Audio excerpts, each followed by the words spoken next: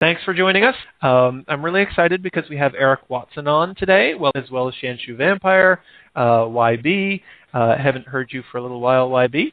And then some of the newcomers, which is wonderful as well. Some of the people who have been coming every week and sharing their experiences, which is really wonderful. So thank you all for showing up.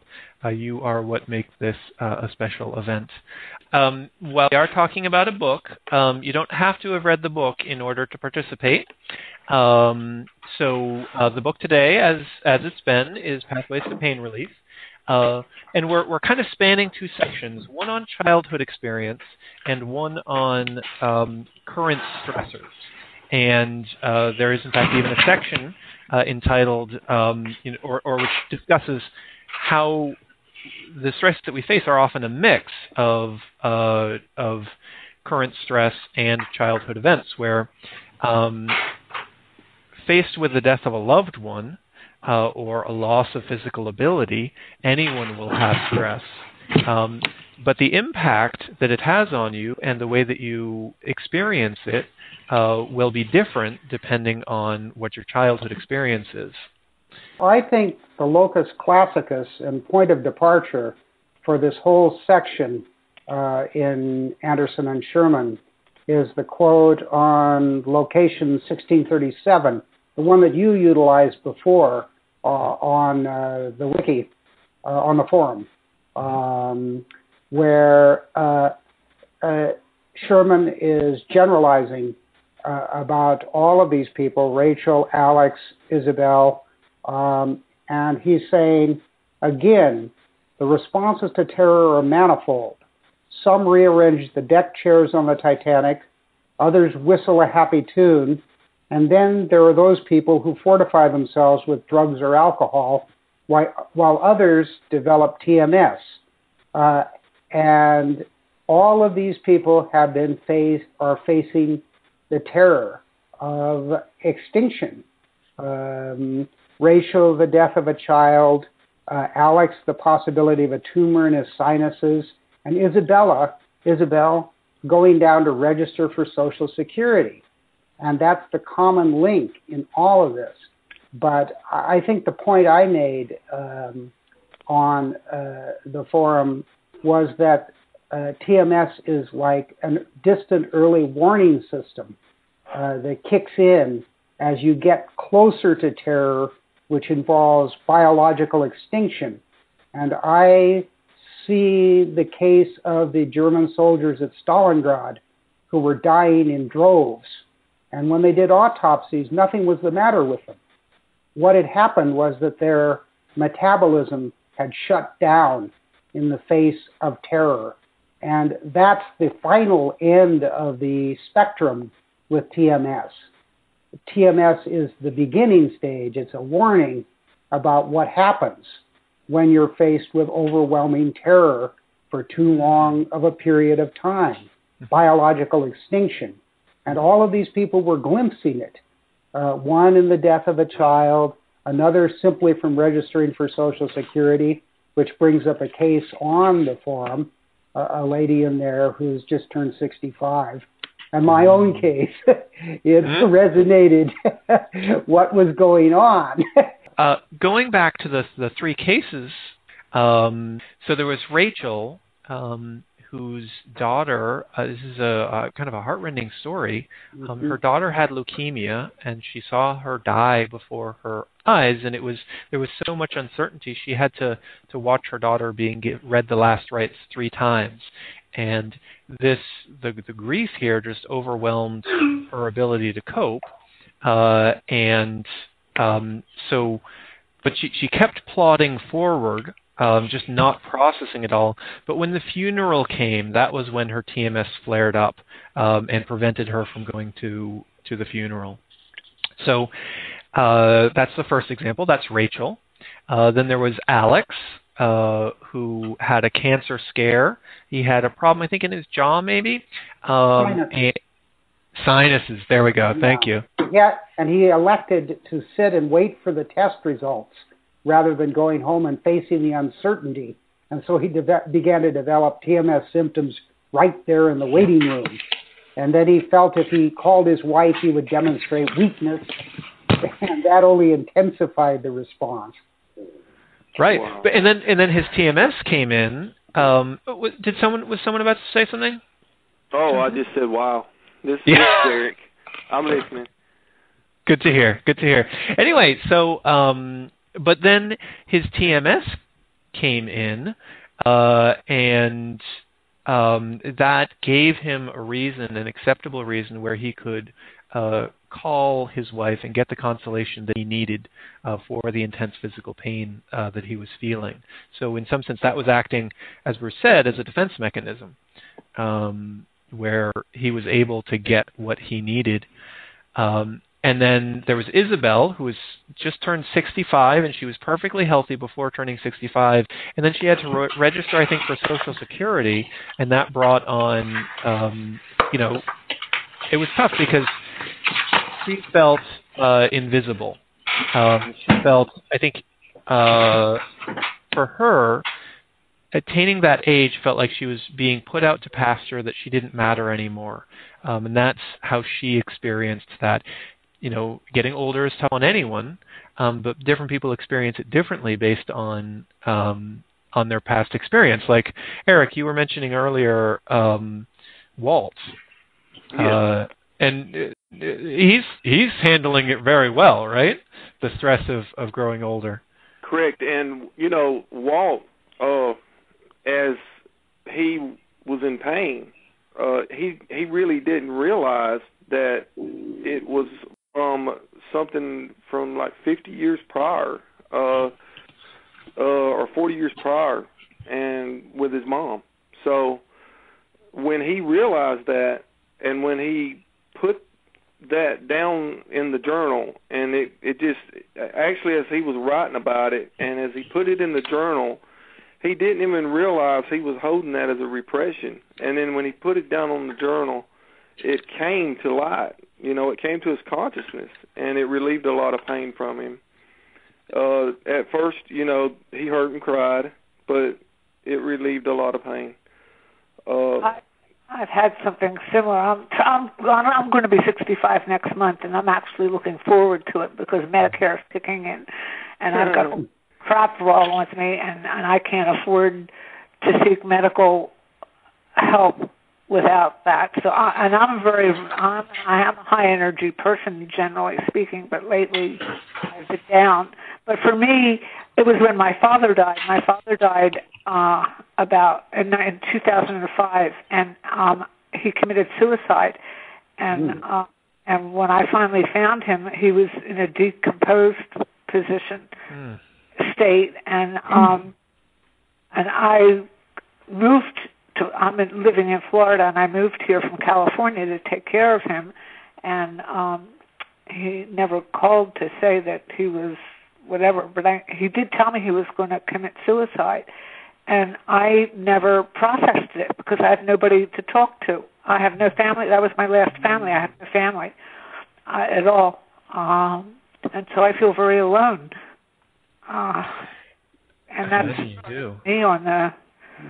Yeah, I think that's what Dr. Zafaridis talks about. Those are the points where you undergo existential crises. And Anderson and Sherman here talks about rites of passage as being those moments when latent psychic content rises up. And you have to confront the past. And I guess I haven't Hi, can I say something? This is Barbara. I have the same kind of situation that you do with the, I'm in Florida too, funny, and I feel like I have no family too. But I had a question to ask, and I wonder if you guys can answer it. I saw on the board where it was written that when you go back to events that happened in the past, that it re-traumatizes you. And Bruce, you were just saying about how this person felt better when he realized the trauma that he had in the past and he was journaling. How do you know? Because, see, I get really sick whenever I do ISTDP or I go and remember something from the past, my symptoms exacerbate. So I'm wondering which thing is... So do mine. Mine do too. And I'm seeing a therapist, and the therapist said that every time you try to do that, you're going to get worse for a while until you get through. You have to go deeper, and I haven't gotten to the point where I could go deeper yet. But he said I was going to get worse before I get better. I think that's what Rick R. complains about, the fact that you're reinforcing the neural pathways when you go back and dredge this material up and relive it. And if you do that habitually, you're not processing that material. Instead, you're reinforcing those feelings. And that only intensifies the TMS symptoms. What you have to do, I think, is to reprocess it. I don't know what words Dr. Alexander would... memory reconsolidation. Yeah, exactly. That's the word he uses. What is? Can you explain that for us?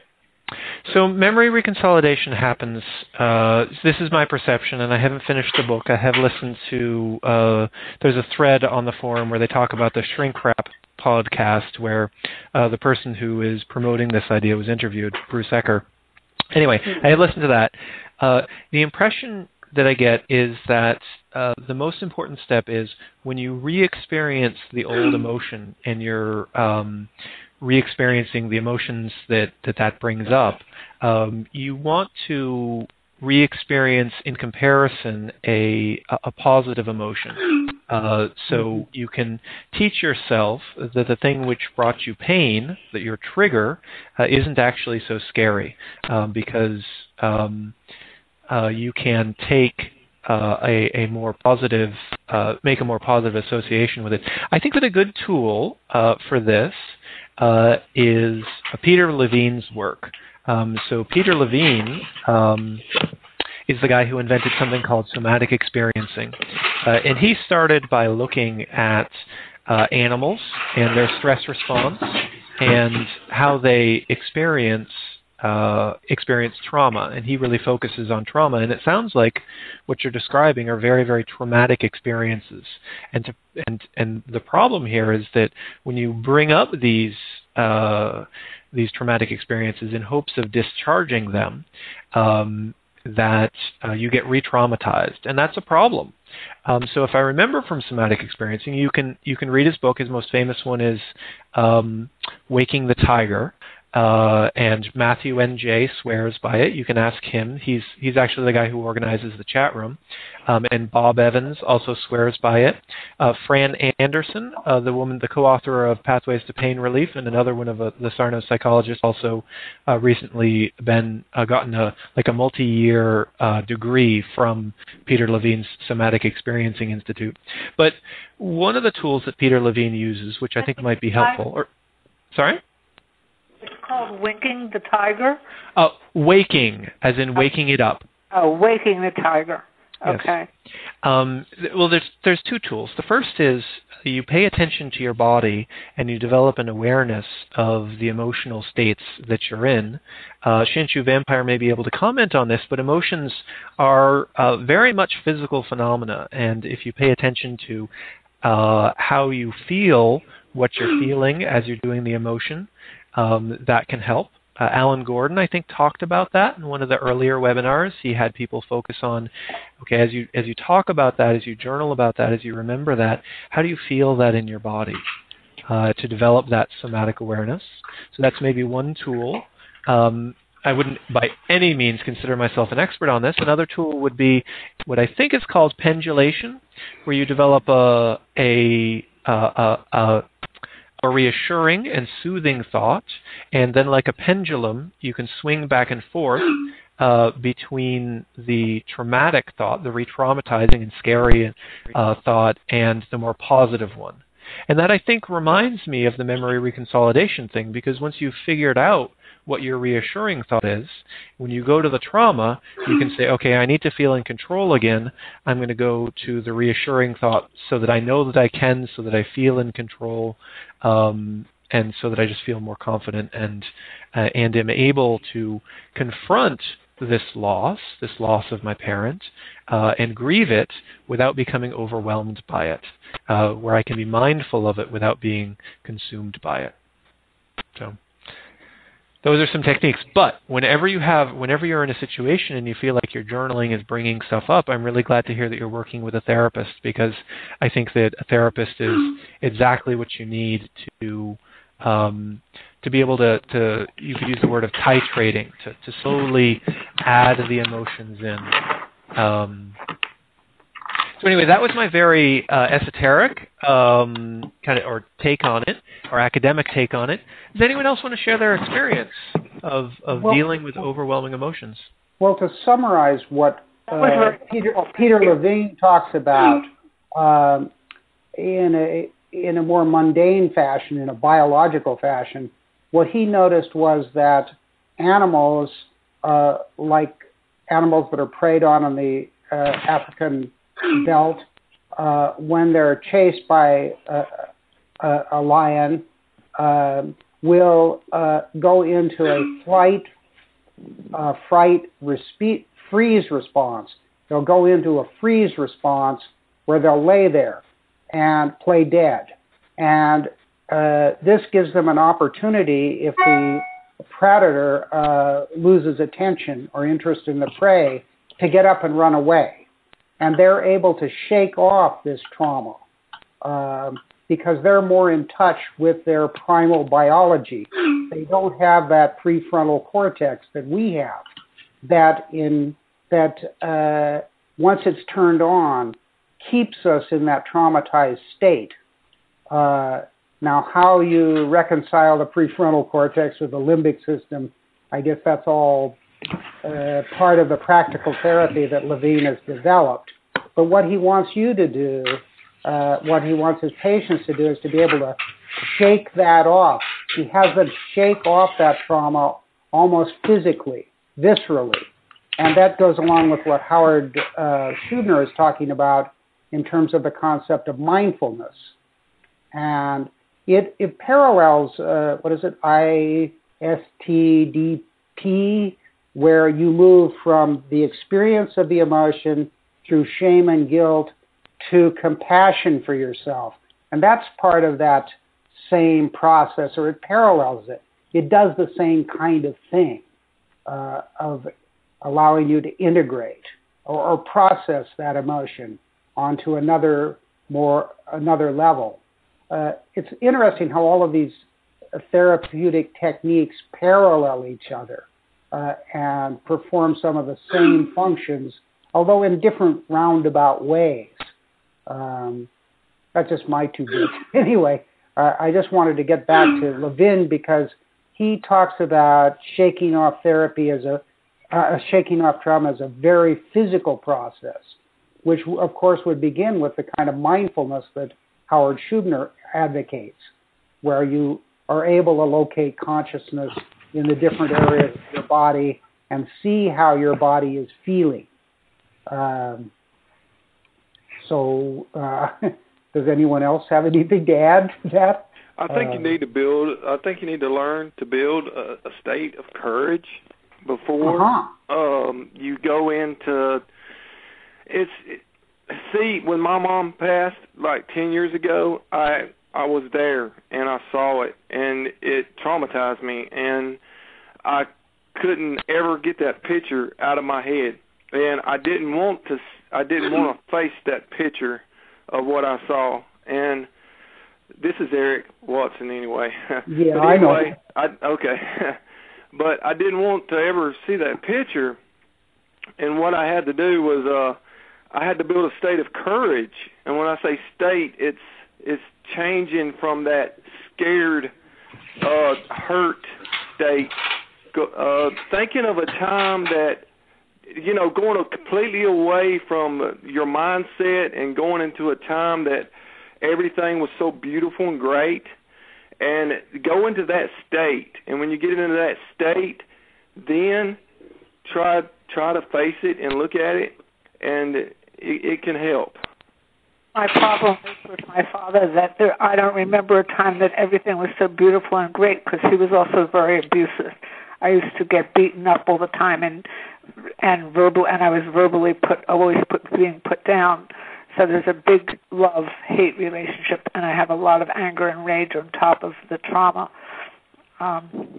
and it's bad. It's bad. Very powerful. Now, can you look elsewhere in your life and find a positive experience? Something. Yeah. Okay. I mean, everything you said, I've been listening to. I've been taking notes. So, yeah.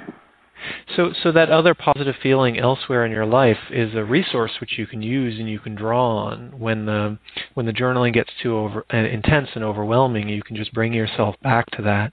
I think that there's some writer, I forget who says, if you've got pain in so many parts of your body, can you find just one part in your body somewhere that isn't in pain, and then just go back to how that feels.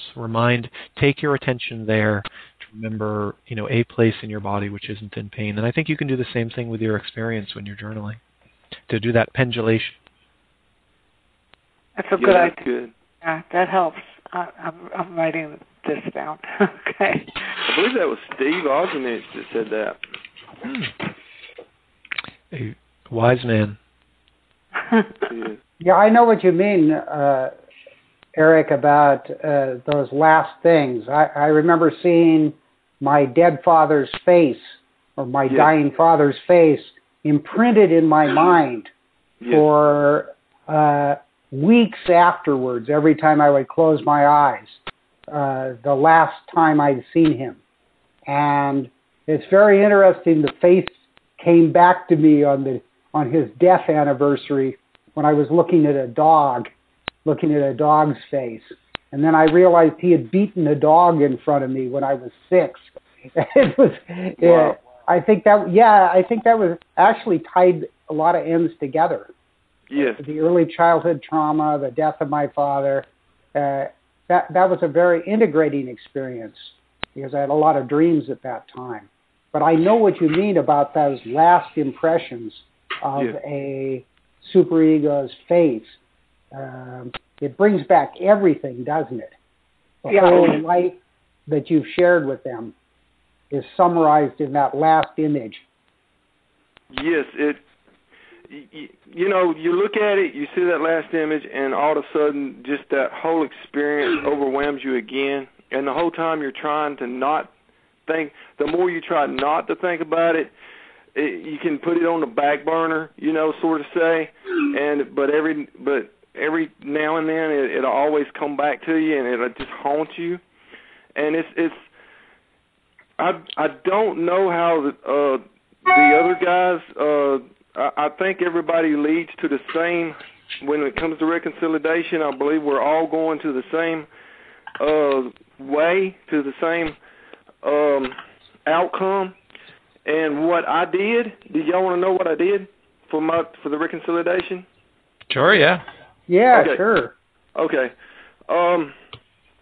Okay, I went ahead and made sure that I built myself up into that, or I thought about a good state, a time in my life that had nothing to do with that thought, with that last picture that kept coming to my mind. And when I got to that courageable state, what I did was I closed my eyes. I went into a meditative state, okay? And then I went back before the death actually happened. And I remembered my mother in a beautiful picture. And I remembered how, beautiful it really was to be with her. Mm. And then I associated with that.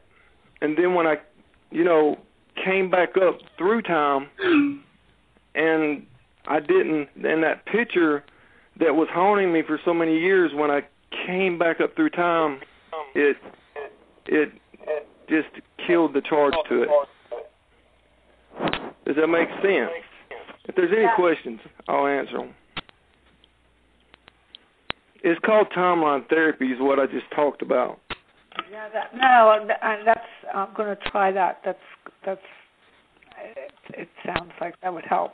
Right now, luckily my father and I I'm getting sicker as I listen, but I'm going to go through this. It's a very painful discussion for me right now, but I gotta internalize everything that I've been hearing. So thank you.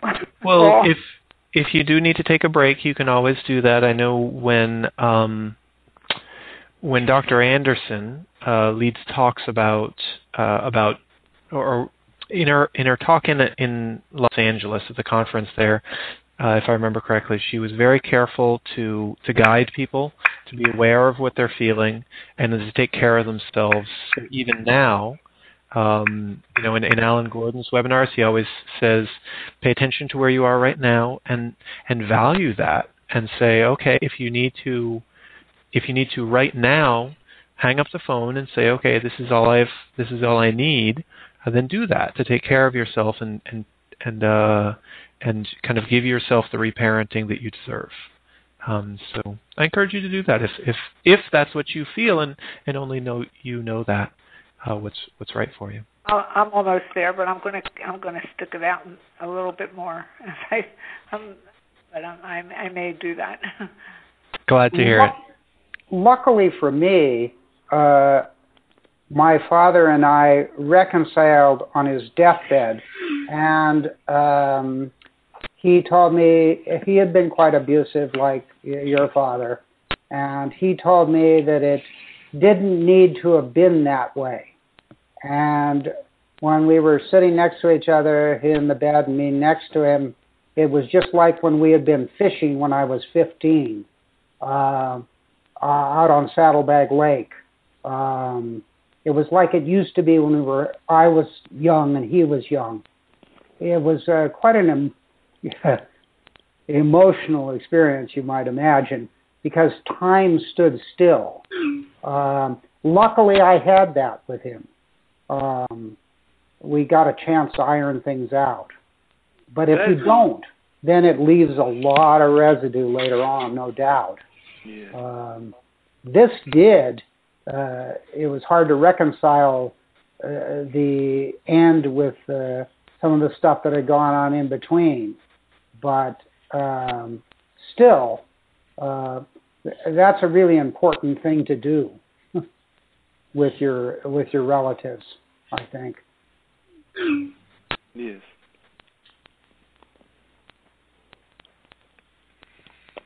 There's a lot of different ways. There's so many different ways to be able to handle reconciliation.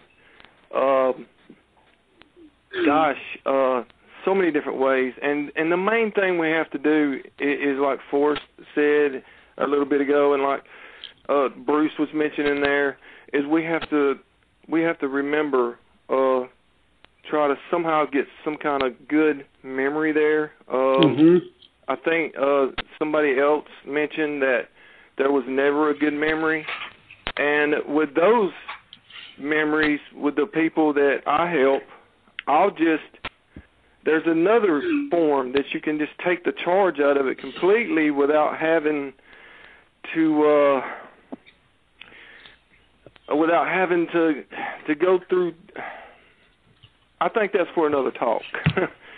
There's so many different forms, and they work, and I've helped so many people come through this, and I just feel like it's a blessing to be able to help people come through this, because you can hear the hurt in their voice, and it just and anybody on here that's there, we're here for you. The only thing I've done is I sat. This was right after. Well, it was actually before he died, because we actually could never talk to each other. We never had a civil conversation. But so I sat down and wrote a letter, and I wrote all my feelings about good and bad, and I never got a chance. I wanted to give it to him before he died, but I didn't have a chance. So I put it on his grave. But the feelings still keep. And that helped out. That tempered things, but it doesn't last. It keeps coming back. I can't get rid of it forever. It just keeps coming back, and so that's where I'm at. And I am going to leave. I can't. I've got a splitting. I can't. I've got to process everything I've heard. You've all been so much help, and I can't. I've got a splitting migraine. I've got a. and I'm ready to cry. So I'm going to go. Is this Barbara? Is this Barbara, the one speaking? I'll come back next week. Okay. We look forward to chatting with you. Something. Take care. Thanks. Eric. Eric, it wasn't me. This is Barbara. I'm still on. Okay. I hear you, huh? I have a very distinctive voice, I think. But yes, you do. I'm glad you're here. Yeah, I try to come every week. Okay. Great. Great. So yeah, power of journaling. It certainly brings up an awful lot of stuff, and I'm really glad that she's working with a practitioner. She mentioned earlier that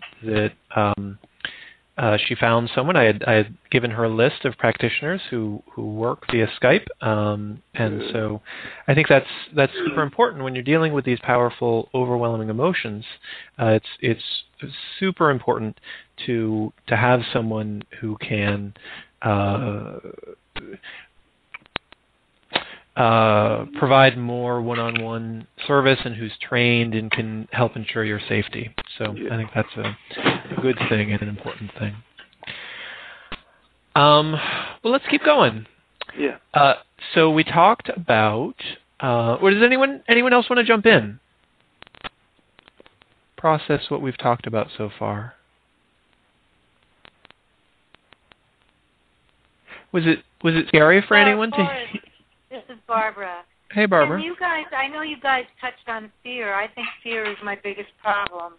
And I wonder if anybody can give an experience about or has anything to say about how to come out of agreement with that fear, because my fear, I think, keeps my pain, weakness cycle perpetuating, and it's just, I don't know what to do about it. I think fear is too weak a word. I think the word that Dr. Sherman uses, terror, they're all, fear is on the road toward terror, on the road toward an overwhelming emotion that's too much to handle. Like the soldiers at Stalingrad who started dying without reason, where their metabolism just shuts down. We get TMS pain, but they just expired. Eric, do you have any thoughts on that? Go ahead, Forrest. I'm sorry. Eric, This is Barbara. Me and her's been Barbara, right? Yeah.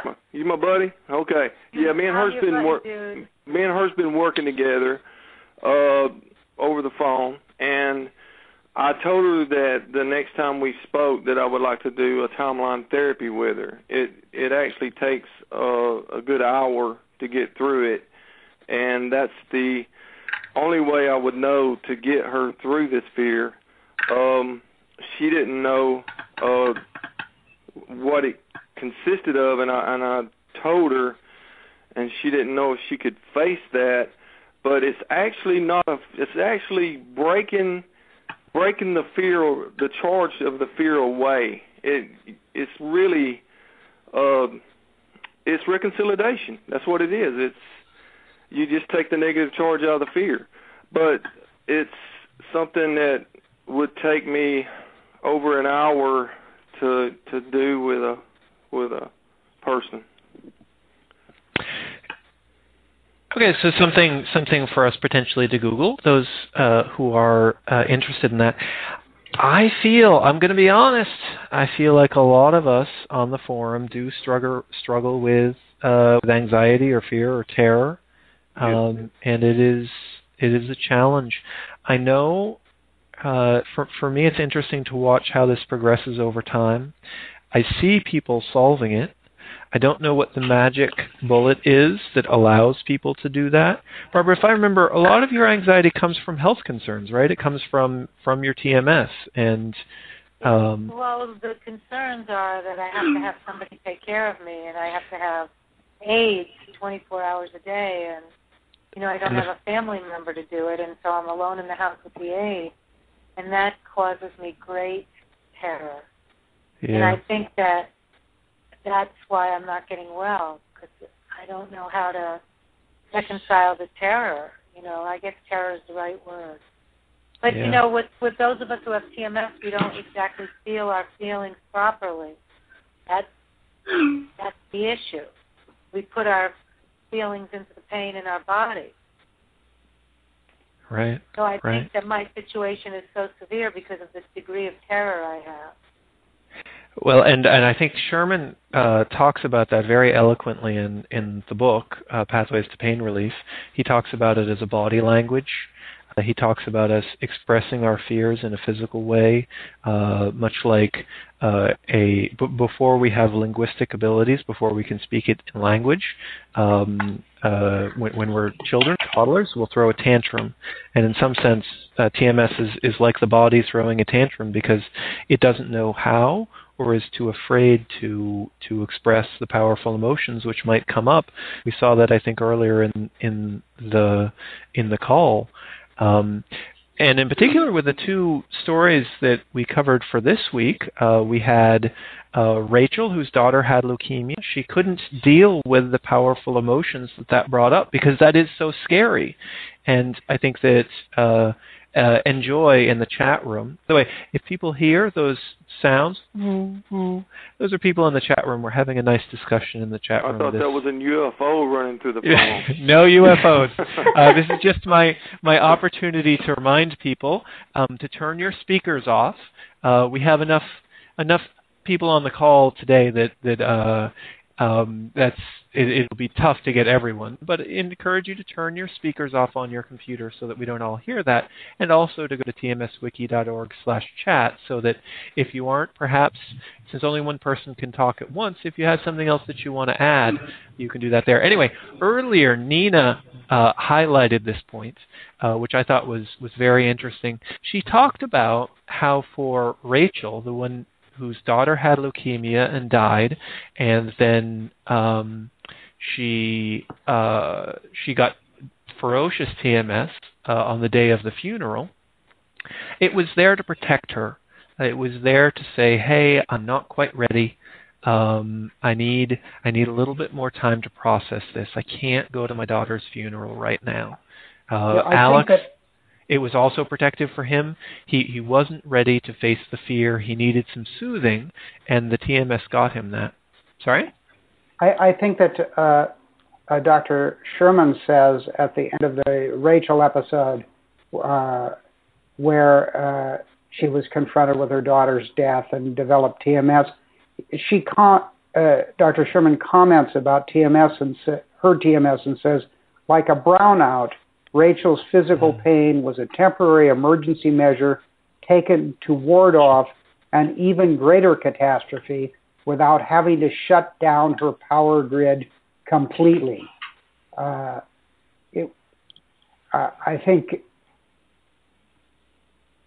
a temporary emergency measure is one way to classify TMS, which goes along with my whole spiel about moving toward biological extinction as the final end of all of this.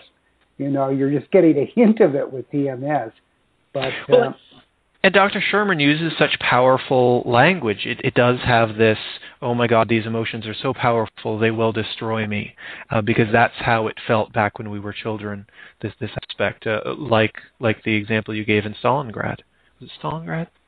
Stalingrad, yeah. Read Tony Beaver's book on Stalingrad. Way too much to read already. If you don't want to sleep at night. Yeah. So in some sense, these things are very protective for us, and we can see that, I guess, in what Lynn was talking about earlier, how these emotions can overwhelm us, how we need to titrate it and take it slowly. We need a safe place that we can go to when the feelings start to get overwhelmed. We may need professional help, and many of the people talking, I think, many of the people who've called in and asked questions today, I think all of them actually are working with therapists, which I 100% support. Talented, licensed individuals with good training who can help guide you when things do get overwhelming. But it does remind me again of what Dr. Anderson said in that talk, where you need to pay attention to your body, listen to its signals. The TMS The TMS may be a signal that it's time to slow down a little bit and take care of yourself and give yourself that care that you need. You know, I want to say something. I was going through so much in my mind in the 10 years leading up to the pain just making me bedridden. At 39 years old, I couldn't even get out of bed. And in my mind, I was going so fast, just so much different thoughts, just running through there so much. And I really believe when the TMS really kicked back in, it was to save me from just, having an implosion in there, just too much. And I had to understand to slow it down and start taking better care of my own thinking. Does that make sense? Mm-hmm. I had to slow it down. I was too, it wasn't that I was scared of pain, because I'd been through it for nearly 25 years, but it was all the other stuff I was going through. I was just putting so much on myself. And then when the pain did hit, it was just, the bedridden pain where I actually was bedridden, when it did hit, all it was just a little bend. And when I did that little bend, I thought it would go away. And then I would be able to, accustomed to my normal 5-6 level pain, and next thing I know, a week later, I was in the bed and couldn't get out, and that's where I was for almost a year. And then I got the understanding, that my thinking, because I was in total fear then. Then I went into total fear, but my mind, I believe the TMS mechanism really knew that I needed to slow down. I needed to grab a hold and get things back in order and understand what everything was happening. And it really saved my life. It all starts with the mind, doesn't it? Yes. Like getting that soothed. If only I had known that my TMS was emotional after my mother's death, I would have been able to resolve it then, because I bought the physical diagnosis and figured I had to go to therapy and do something physical to fix it. And it becomes so obvious when you realize what the emotions are doing as a strategy to make you take a break. Yes. To make you slow down, because you can't confront these emotions that are so powerful. That's it. Correct. That's great, Bruce. If only I had known. Well, okay. Well, luckily, our listeners do know now. Do you think maybe this would be we've only got 4 more minutes? I see people starting to go into the drop-in chat room. Shall we take that as a nice thought to end on? Would anyone else like to share any closing thoughts? I just want to say that this can be overcome. These thoughts can be discharged. It can be. The biggest thing that most people that I work with is they're scared, and they just don't believe that it can be discharged. They don't believe that it can be reconsolidated, but it does, and it's true, and there is help, and it works. Okay. Absolutely. And excellent. You're talking to a bunch of people who've done it. So thanks for joining us, and we'll see you next week.